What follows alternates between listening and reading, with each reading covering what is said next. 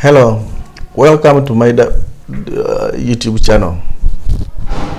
Let me teach you how you can switch your WP language from any language, like from English to a different language. For example, this one is in Dutch or German. You can detect and switch. So you need to switch direct to English so that you can understand all of this.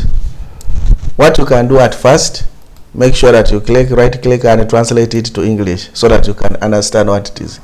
Then after translating, come and click on settings, hover on settings, then click general. When you have clicked general, you'll find that again translate.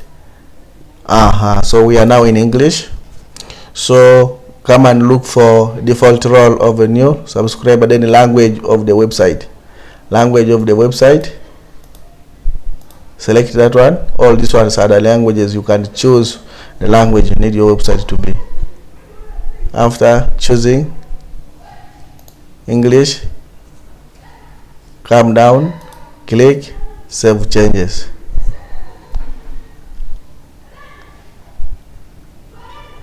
After saving changes, then we are done. It has totally turned into English version of the website.